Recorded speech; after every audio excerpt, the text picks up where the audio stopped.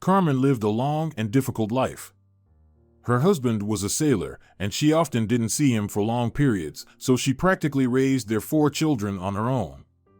She invested all her strength and energy into her beloved sons and daughter. Carmen's husband died early, and as a sailor's widow, the state provided her with a decent amount of money. Additionally, she received a pension. However, it turned out that all 3 sons, in whom she invested everything she could, grew up ungrateful. They believed that their mother didn't need anything in her old age and took all the money she received, buying her only the most essential products: bread, cheese, pasta, grains, milk, butter, fruits, and vegetables. Carmen didn't complain because she truly believed she needed almost nothing. Her children still meant everything to her. Buy something for the grandchildren, Carmen once said. When her eldest child, Victor, came for money, her sons took turns taking her savings. Certainly, he nodded, preparing to leave. It's just a pity that I hardly ever see them, Carmen sighed. Mom, you know they're always at school. They don't even have time to hang out with friends. And it's not close for them to come to you. I understand, of course. I live on the outskirts, and you're in the center. But sometimes you could bring them over, couldn't you? I miss them so much, the old woman admitted, looking plaintively at her son. Maybe we'll bring them over during the holidays. If we don't go anywhere, Victor rudely replied, quickly pecked his mother on the cheek, got into the car, and drove away. Carmen sighed again. Usually, during the holidays, Victor and his wife and 2 children went abroad. The middle son, Pedro, had no children yet. He and his wife worked constantly, wanting to save money for a new house. The youngest son, Diego, had only recently graduated from university and was not yet married. He was actively looking for a job, and he also needed money. Carmen's daughter, Sophia, studied abroad. She managed to get into a prestigious foreign university on a scholarship. The old woman rarely saw her. Sophia didn't have money to travel home, and besides, she didn't know that her brothers were taking money from their mother and often sent her small sums herself. Carmen understood that if she told her daughter how her sons behaved, the children would inevitably quarrel, so the old woman preferred to remain silent. Family harmony was most important to her. Sophia wrote her touching letters, and Carmen eagerly awaited the end of her daughter's university studies, fearing that she might want to stay there. What if she falls in love with someone and gets married, or she gets a job offer? Then I'll be completely alone, Carmen sighed to herself. She understood that she couldn't rely on her sons. Her daughter was her only hope and support. Sophia wrote that she missed home a lot and wanted to see her mother, brothers, and friends as soon as possible, which somewhat reassured the old woman. Carmen carefully kept her daughter's letters in a beautiful box. The sons came for money and brought groceries once a month. On one of his visits, Pedro took the money and hurried to the airport. He had an important business meeting in another city. He told his mother that his assistant would bring groceries in the morning. However, busy Pedro completely forgot to warn him. In the morning, Carmen tried to call her son, but his phone was turned off. The eldest son, Victor, and his family had gone to the seaside, and the youngest, Diego, had gone to a music festival with his friends. The woman checked the cupboards and realized there were no groceries left. She wanted to go to her neighbor and ask for something, but the neighbor had gone to visit her children. The poor old woman couldn't think of anything better than going to the square near the market. There she began asking passersby to buy her bread. The poor woman felt very embarrassed. Many ignored her, others hurried past, not hearing what she was saying. Carmen was completely desperate when suddenly an expensive Jeep stopped right in front of her. The old woman recoiled in fear when a young, well-dressed man with sunglasses jumped out of it. "Senora Martinez," he exclaimed. "Is it really you?" Carmen looked at him in confusion. How did he know her last name? "It's me, Manuel," the man introduced himself, taking off his sunglasses. Only then did Carmen recognize him. "Manuel. It's you," she whispered, tears streaming down her cheeks. "How you've grown." Manuel hugged the old woman tightly. "What are you doing here?" an astonished Manuel asked, noticing the empty cloth bag in the woman's hands. Carmen began but couldn't continue. She was ashamed of begging like a beggar. "You were probably going to the market for groceries?" Manuel guessed. "Let's go together. I'll help you buy everything and drive you home so you won't have to carry a heavy bag." With these words, Manuel took the old woman's arm and led her towards the market. Carmen felt embarrassed. She couldn't allow him to pay for her, and she didn't have any money of her own. "Manuel, forgive me, I just realized I forgot my wallet at home," the poor woman said softly. Manuel just smiled, not slowing his pace. "It's nothing, I'll pay for everything. It's trivial.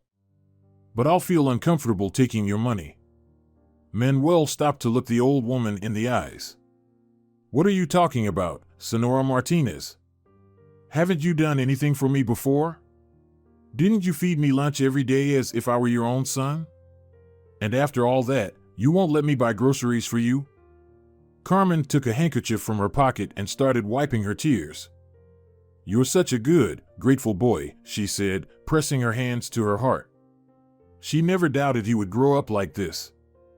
"Let's go, we'll buy everything we need, and I'll drive you home," Manuel repeated, taking the old woman's elbow.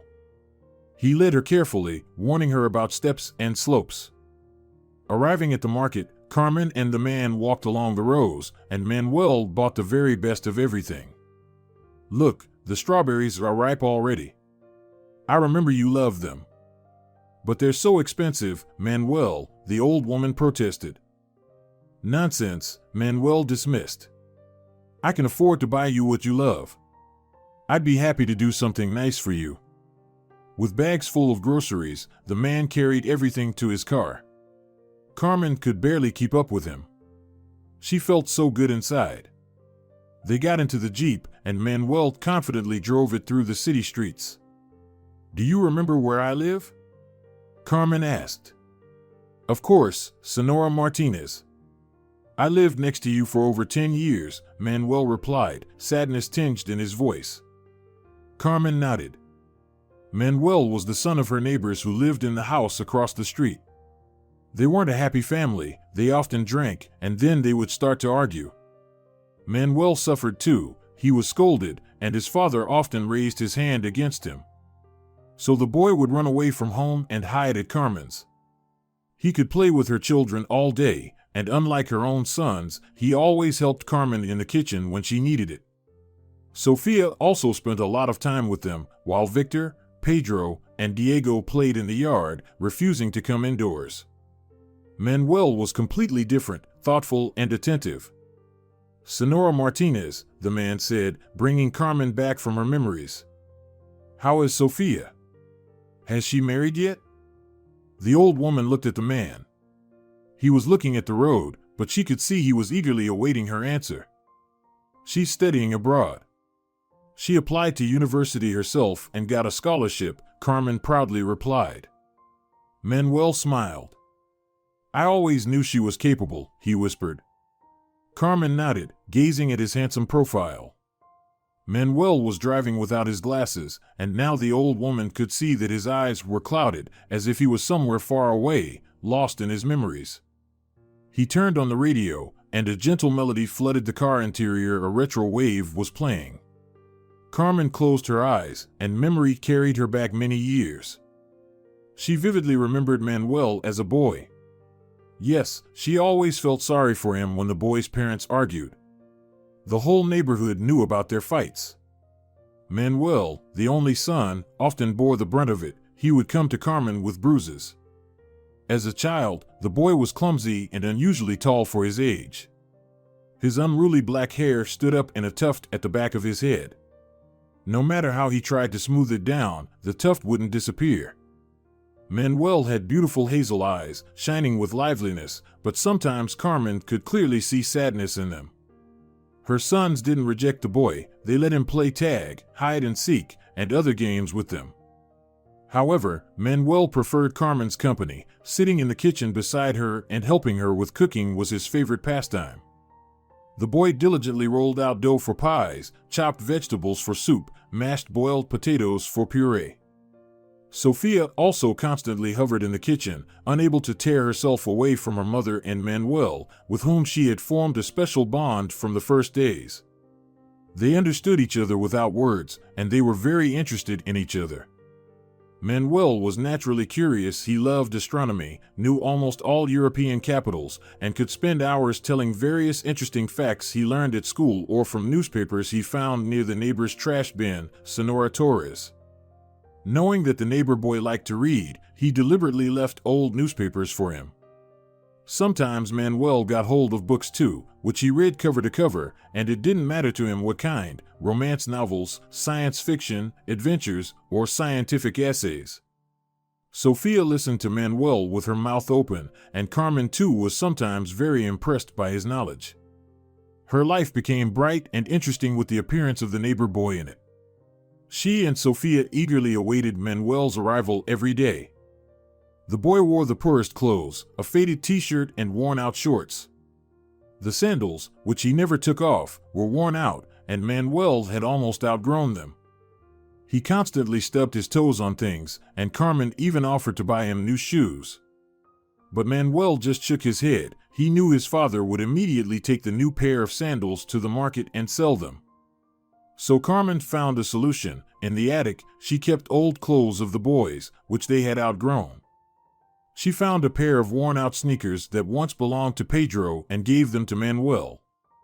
The boy almost jumped for joy when he tried them on.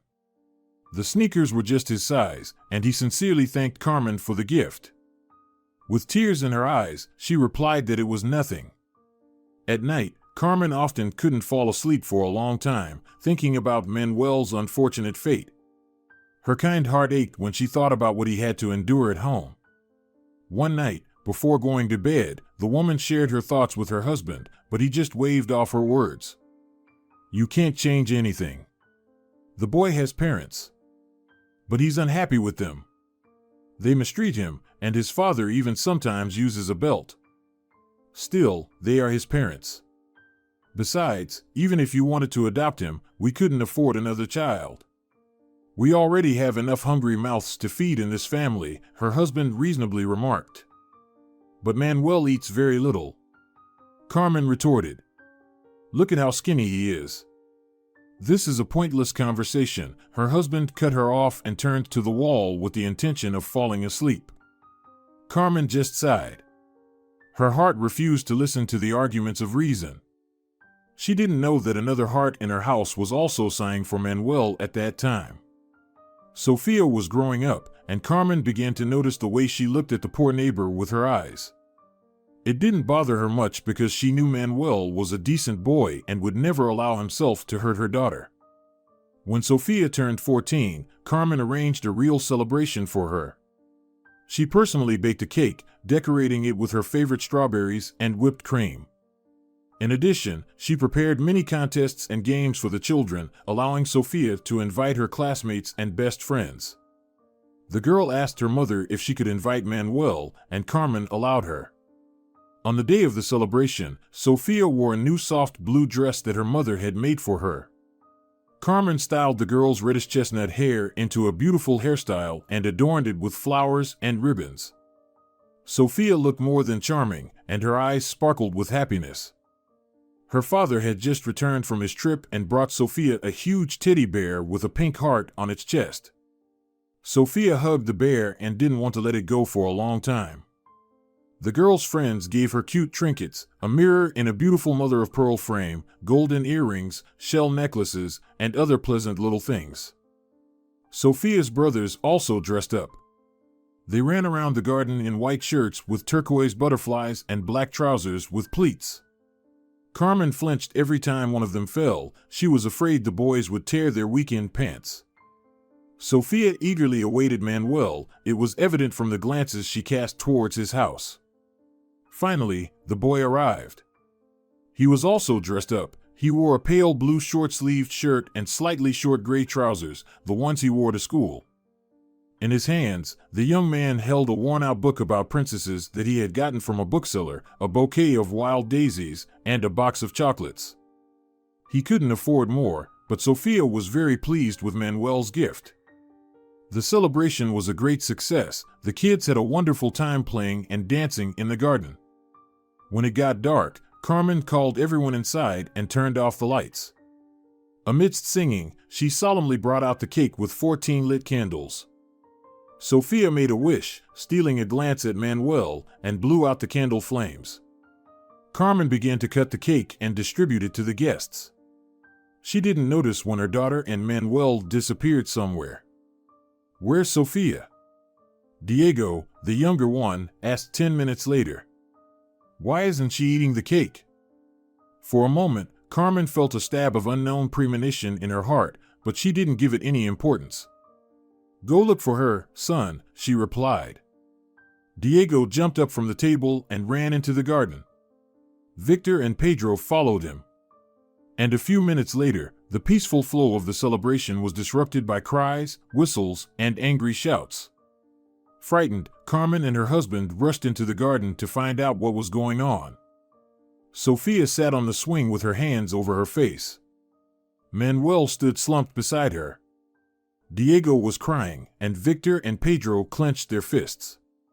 Their faces were twisted with rage. It wasn't his fault. Sophia sobbed. "What happened?" Carmen cried out, feeling her heart constrict. "Manuel molested her." Victor replied sharply. "That's not true," Sophia exclaimed, pulling her hands away from her reddened face. "We saw everything. You kissed him on the lips," Pedro shouted. Diego cried harder. "What?" Carmen's husband exhaled. "What were you doing, Sophia?" The girl jumped up from the swing and rushed into the house. Carmen stood like a stone. Manuel did not raise his eyes from the ground. "You're 3 years older than her," Carmen's husband shouted to the young man. "How dare you? You wanted to seduce her." Manuel quickly shook his head. "I didn't want to do anything like that. I didn't realize how it happened." Sophia's father clenched his fists and his face turned red with rage. "Get out of my house now, and don't ever set foot here again." He grabbed him by the collar and dragged him toward the gate. Carmen wrung her hands, begging her husband to calm down, but he heard nothing. He threw Manuel outside like a puppy and slammed the gate loudly. "How shameless!" he shouted, and turning to his wife, shouted irritably, "It was you. You took a snake on your bosom. You welcomed him, and now he's got the nerve to go after our daughter." Carmen pulled herself together. "Boys, go to your rooms," she said to her sons. "I'll clean up later, but now I'll go up to Sophia and talk to her. She will tell me what really happened." Her husband gave her an angry look. "I don't care what she says," he said, and added, "I have already said that he will never set foot in my house again. This is my last word. Period." With these words he went into the house. Carmen followed him with a heavy heart and immediately went up to Sophia's room. From behind the door she heard her daughter crying. Carmen knocked softly and entered. She sat down on the edge of the bed and gently stroked her daughter's back. "Sophia," she whispered, "no one blames you for anything. Just please tell me what really happened. Your father thinks Manuel tried to seduce you. Is that true? Answer me, please, it's very important." Sophia lifted her head from the pillow and sobbed. Her eyes were wet with tears. "Mommy, I'm sorry, she whispered. "It's not your fault, I just love him." Her mother ran her hand through her hair, fixing a loose strand. "I know." Sophia sat up, turning toward her mother and holding the teddy bear her father had given her tightly. "I called Manuel to the garden," she confessed. "I asked him to tell me about the constellations. While he was doing that, I couldn't help but look at him with love. And then something came over me, and I kissed him on the lips. He wanted to pull away, and that's when Diego and the other boys appeared. Diego screamed, and then it started. All of it." Sophia sniffled again, a tear rolling down her cheek. Mom, he's not coming back, is he? She plaintively asked, tears welling up once more. Carmen hugged her tightly. I don't know, she whispered. But I believe everything will be okay. I'll try to talk to your father. Forgive me, Sophia repeated. I shouldn't have done it. Carmen hugged her daughter even tighter. It's okay. You're in love with him, after all. He didn't respond to the kiss. Sophia cried harder. Carmen briefly pulled back to look into her eyes. You're still too young, Sophia. It's too early for you to think about love. Manuel is older than you. He understands that. I know, the girl replied through her tears. But I can't help it. I love him so much. Carmen didn't know how to help her daughter. So they sat there, holding each other tightly, until Sophia fell asleep, comforted by her mother's warmth and support. Carmen gently covered the sleeping girl with a blanket and, turning off the light, left the room. In her own bedroom, she tried once again to talk to her husband, but he remained stubborn. With a heavy heart, Carmen went downstairs to clear the table and wash the dishes. The next morning, nothing had changed. Her husband remained adamant. Sophia didn't leave her room. Carmen saw Manuel from the window. His face was pale. He looked at her hopefully, but Carmen sadly shook her head. Manuel nodded and disappeared into his house. A week later, he left, leaving Carmen a short letter in the mailbox. I'm very sorry things turned out this way, Mrs. Martinez. If I could change something, I would. Please give my best wishes to Sophia. I will never forget your kindness. You were the best thing in my life. Yours, Manuel. Reading the letter, Carmen burst into tears. She missed Manuel terribly, his liveliness, and his amusing stories. Without him, life seemed to lose some of its colors. Sophia came down to the kitchen, and Carmen showed her the letter. The girl hugged her mother and also cried. However, there was nothing they could do, and they had to accept the situation as it was. Sophia spent more time studying. Manuel's departure inspired her to focus on her own education. Now the girl had a dream, to enroll in a foreign university and leave, just like her beloved. Manuel's image inspired her to new successes and achievements. In the end, everything turned out the way Sophia wanted. Carmen was very happy, although it was hard for her to part with her daughter and let go of her beloved child. She couldn't help but admit to herself that she loved and cherished Sophia more than anyone else, and her boys seemed to live their own male lives. It was a pity that her husband was rarely home and spent little time with his sons. Perhaps then they would have grown up to be more noble and decent people.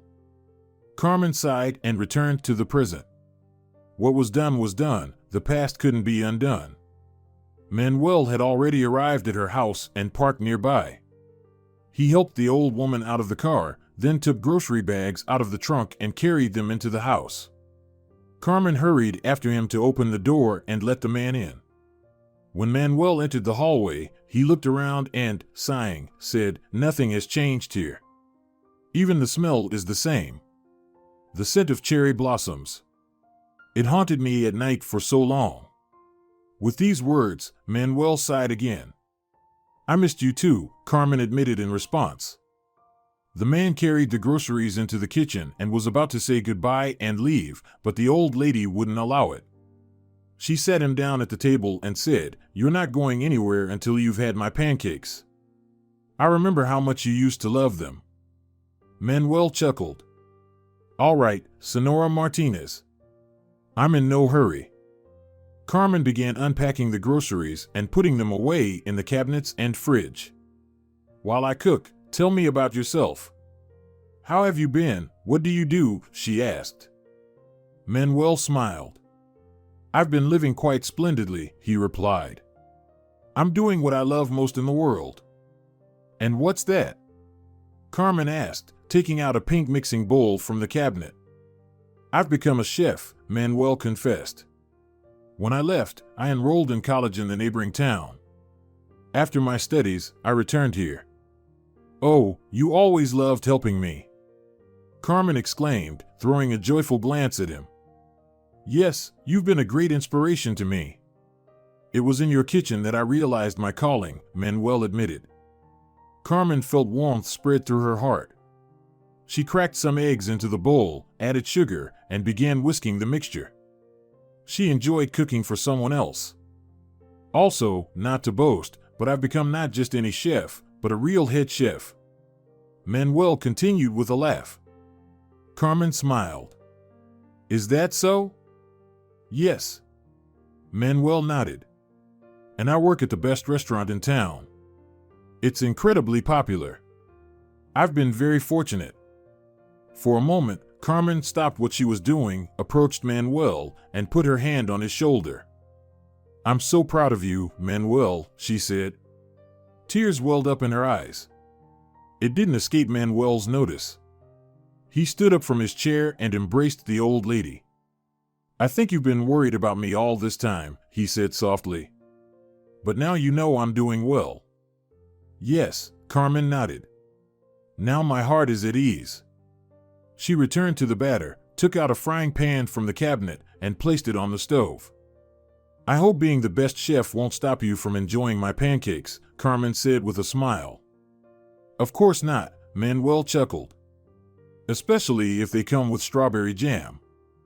The old lady looked at the man and noticed a sudden sadness in his eyes. She followed his gaze and saw him looking at a portrait of Sophia hanging on the wall. "She missed you terribly too," Carmen confessed. Manuel hung his head. "I'm sorry things turned out the way they did," he said quietly. "I still feel ashamed." "You're not to blame for anything," the old lady replied, shaking her head. She flipped a pancake and cast a sympathetic glance at him. "All this time, I've been afraid you might think I took advantage of the situation with her. But I would never. I respected you and her too much," Manuel said. Carmen shook her head again. "I've never blamed you for anything, Manuel. Sophia fell for you head over heels and didn't realize the consequences of her impulsive actions." Manuel nodded, sighing heavily. "The thing is, Suddenly, Carmen had a startling realization. "You loved her too," she exclaimed. "Yes," Manuel admitted. "I was planning to wait until she turned 18, and then I wanted to ask for her hand in marriage." Carmen couldn't believe what she heard. "Is it true, Manuel?" "Absolutely true," the man confessed. "But a lot could have changed in 4 years. Sophia could have become interested in someone else. She was just a child back then." "I understand that," Manuel replied. "But I believed that we were meant for each other. I planned to go to school and find a good job to support the family." "Well, you succeeded in that," the old woman smiled. "But I never did start a family," Manuel sighed, not lifting his eyes to the woman. They fell silent for a moment, and Carmen felt that the man wanted to tell her something else. Something very important. "I still love Sophia," Manuel finally admitted. "I couldn't forget her. At night, I often try to imagine what she's like now." Carmen took another pancake from the pan, turned off the stove, and approached the man. "My poor boy," she simply said. She placed a plate of pancakes and a bowl of strawberry jam in front of Manuel. Then she poured him some coffee and sat down next to him. But before the man could even finish his first serving, the doorbell rang. Carmen hurried to the hallway. When she opened the door, she couldn't believe her eyes. Sophia was standing on the doorstep. "Mom, thank God you're okay," she exclaimed, hugging Carmen. "What are you doing here, dear?" the old woman exclaimed in surprise. Her day was full of surprises, and she hadn't recovered from the first one yet meeting with Manuel. Seeing her daughter on the doorstep was something she hadn't expected at all. "I came to save you," the girl replied indignantly, brushing her bangs from her face. "Mom, can I at least come into the hallway?" Carmen felt embarrassed and let her daughter in. "Save?" she asked. Meeting Manuel had helped her forget about her dire situation she was in this morning, and now the old woman struggled to remember that 3 hours ago she had been begging for alms in the square. I never thought my brothers were such low, vile, and dishonest people. Sophia angrily blurted out, throwing her bag on the floor. Carmen lowered her gaze. You know everything? She asked in a subdued voice. Thank God, yes. Sophia replied, unbuttoning her jacket and casually hanging it on a hook. Early this morning, I was beside myself. A strange anxiety was driving me crazy. I called you a dozen times, but you didn't answer. Then I called Pedro, and he suddenly remembered and accidentally let slip that he forgot to leave groceries for you. He swore he would call his assistant right away, but I didn't trust him anymore. I made him transfer me your savings and money for a ticket, and he couldn't refuse me. I flew to you on the next flight.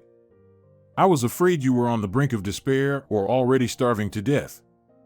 As she said all this, Sophia gestured desperately and wrung her hands. She kept trying to hug her mother. It was obvious she was really worried. Carmen listened to her daughter, simultaneously feeling a whole kaleidoscope of emotions: confusion, pride, shame, joy. She remembered that she had forgotten her phone on the bedside table in the morning. She had been so preoccupied with the lack of money and groceries. You're so brave and real, Sophia, she said, embracing the girl, and quickly added to reassure her daughter, I'm fine. I was helped. At this word, Carmen hesitated and, gathering her courage, said, I was helped by Manuel. Upon hearing this name, Sophia turned pale. What did you say? Manuel? That Manuel? When the old woman nodded in response, the girl staggered and nearly fell. Only now did Carmen realize that they were still standing in the hallway. Sweetheart, why are we standing here in the hallway? Let's go to the kitchen, he's still there. Upon hearing this, Sophia frantically rummaged in her purse for a mirror and lipstick. Carmen smiled and said, You look beautiful. Sophia nodded excitedly and followed her mother into the kitchen. Manuel stood up in amazement when he saw her. Without taking his eyes off her, he thought she looked even more beautiful. Sophia also silently looked at him. Then the ice broke and the young people hugged. I missed you so much, Manuel admitted. I missed you too, Sophia replied shyly. Forgive me for everything. Manuel affectionately ran his hand through her hair. And you forgive me for leaving. Sophia felt like she was about to cry. Fortunately, Carmen invited them to the table. Why are you standing there? The pancakes have already cooled down completely. The young people sat down at the table, and for a moment, there was silence in the room. Everyone was nervous.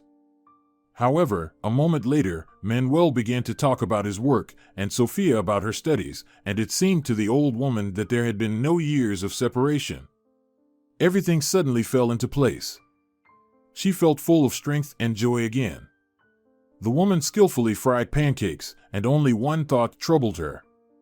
Carmen kept remembering her daughter's bitter words. I never thought my brothers were such low, mean, and dishonest people. Sophia's angry and disappointed voice echoed in the old woman's head again and again. It was as if her daughter sensed her state and, interrupting herself mid-sentence, looked anxiously at her mother. And how long have they been taking your money? Sophia abruptly changed the subject, asking Carmen. The woman paled. She didn't want to tell the truth at all. Tell it as it is. Don't cover for them, Sophia insisted persistently, and Carmen gave in. Almost 4 years. Since you left, she confessed. What? And you've been silent all this time? Sophia jumped up from her seat as if intending to rush to her brothers right away. However, catching Manuel's puzzled look, she calmed down a bit and sat back down. But, Mom, how could you? Why didn't you tell me right away? Carmen looked down, pretending that there was nothing more important right now than clearing the dirty dishes from the table. I just didn't want to worry you.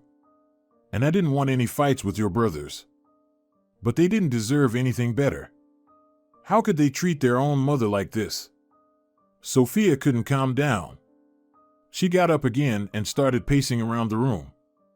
Manuel silently watched her, unable to insert a word. He saw that both women were emotional and didn't want to interfere in their family affairs. But I really didn't need anything. I had enough of the groceries they bought for me. Carmen tried to justify her sons. Mom, don't you understand? This is not normal. Sophia exclaimed in frustration. At this point, I'm the only one who doesn't understand what's going on here. Manuel decided to intervene. He looked questioningly at Sophia and then at Carmen. The girl sat down at the table and began to explain. My heartless brothers have been taking my mom's savings for 4 years, leaving her groceries in return, she said. Manuel's eyebrows shot up in surprise. What? That's downright despicable, he exclaimed angrily, just like Sophia had a minute ago. That's what I'm saying, the girl confirmed. I had no idea about any of this. By the way, did they also take my money, Mom? Carmen was flushed with embarrassment, and Sophia didn't need an answer to understand everything. They are such. The girl didn't finish her sentence, not wanting to upset Carmen, who was already pale enough. Manuel stood up in agitation. I will go to them and talk to them, he said firmly. They must understand that treating their mother like this is unacceptable. But Carmen took his hand and gently sat him back down at the table. Manuel, none of them are in town right now. That's why I was at the market square. I was trying to beg for bread from passersby, Carmen confessed. The young people exchanged glances. Poor Mom. Sophia exclaimed sympathetically. Sonora Martinez. Why didn't you tell me anything right away? Manuel scolded Carmen. I couldn't, she confessed. I was very ashamed. I swear, this won't happen again. Manuel said angrily, and Sophia nodded decisively, agreeing with him. Carmen didn't know what to think. She certainly appreciated the care and genuine feelings of her two most beloved people, but her heart ached when she thought of her son's heartlessness. Carmen blamed herself for this. Perhaps she should have talked to them more about kindness and compassion, setting an example for them. But had she ever been cruel to anyone? Carmen couldn't recall anything like that. Sophia unexpectedly approached her mother and hugged her shoulders. Mom, sit down, I want to talk to you about something, she said. Carmen obediently sat, not knowing what to expect from her daughter's words. Sophia sat down next to her and began to speak. In my university, I am highly valued. I'm almost done with my degree. They already trust me to give lectures to the freshmen. So, as soon as I get my diploma, I'll become an assistant at the department and continue my studies to become a professor. Carmen felt her heart skip a beat. Her daughter's news both delighted and saddened her. So, her fears weren't unfounded. Sophia would stay abroad, and she, Carmen, would be condemned to lonely old age. Sophia noticed that her mother had turned pale and hurriedly took her hand. Mom, calm down, I haven't finished yet. I want to take you with me. You'll like this cozy little town. Carmen looked at her daughter with doubt. But, Sophia, how can I move? What's stopping you, dear? The girl asked. Carmen glanced around the kitchen. I've grown accustomed to this house. I've lived here for 40 years. Sophia nodded. Of course, Mom, but you're getting older and you need care. And who will take care of you here? My brothers have already proven that they can't. By selling this house, you can buy a very nice place there. Despite her doubts, Carmen suddenly felt that her daughter's words were touching her heart. She suddenly felt like she wanted to change something. How strange, I never even thought about moving before, flashed through the woman's mind. By the way, after selling the house, you'll have money left, and you could even go on a trip. Sophia said. Carmen's head was spinning. But I've never traveled anywhere, she confessed. I doubt I would dare to do such a thing. I'll take you wherever you want to go, Manuel suddenly said. And I won't take your money. Sophia and Carmen looked at him with surprise and admiration, but before they could say anything, Manuel added, and you, Sophia, will come with us. right?" Sophia smiled, feeling tears welling up in her eyes again. "With pleasure," she said. Young people looked into each other's eyes, and Carmen distinctly felt that the bond established between them in childhood had not disappeared anywhere. They still loved each other.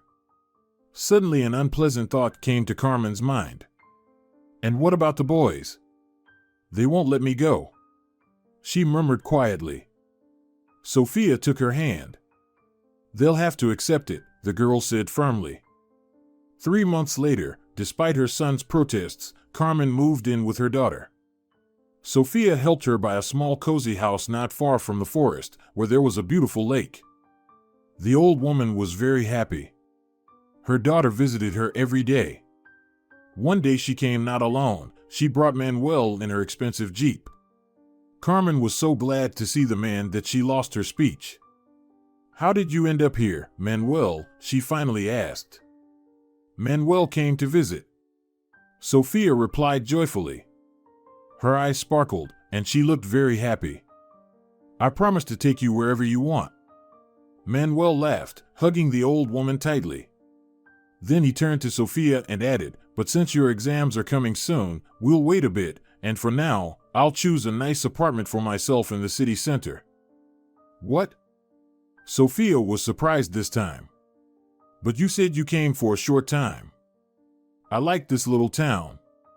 Besides, there's a very good expensive restaurant here that I've already visited. After looking at my resume, they said they'd be happy to take me on as their boss."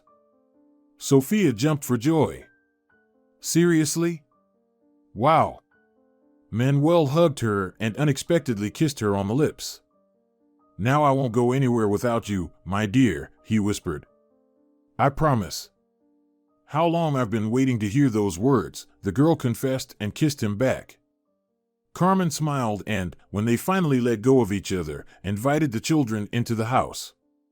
She baked pancakes again, and the young people immediately pounced on them. Carmen watched as they laughed and smiled at each other, imagining that her dearest dream would come true very soon. She already saw herself sitting in the living room and reading kind children's tales to her grandchildren. Carmen closed her eyes for a moment and felt absolutely happy because the closest people were by her side. Dear viewers, if you enjoyed the story, please support the video by liking it and leaving a comment. Thank you very much.